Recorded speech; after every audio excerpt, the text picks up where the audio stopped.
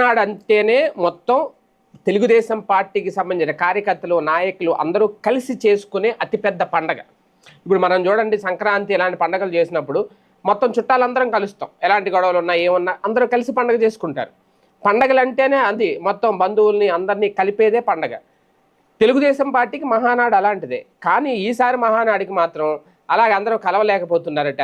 ఎవరికి వారే యమునా తీరే అన్నట్టుగానే చాలా చోట్ల వ్యవహారాలు ఉన్నాయట. ప్రధానంగా అనంతపురం, కర్నూలు జిల్లాల్లో ఈ పరిస్థితి కనిపిస్తోందట. ఇప్పటికే ఆ పార్టీ రాష్ట్ర అధ్యక్షుడు పల్లా శ్రీనివాస్ చెప్పారు, వారం రోజుల కిందటే వాట్సాప్ ద్వారా సందేశం కూడా పంపించారు అందరికీ.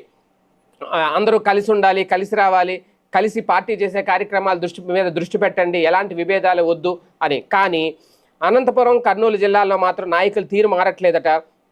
అనంతపురం జిల్లా పెనుగొండలో మంత్రి సవిత వర్గానికి వ్యతిరేకంగా ఉన్నవారు సొంత జెండాలను అమలు చేస్తున్నారట. అలాగే కర్నూలు జిల్లా ఆలగడ్డ, కర్నూలు అసెంబ్లీ నియోజకవర్గం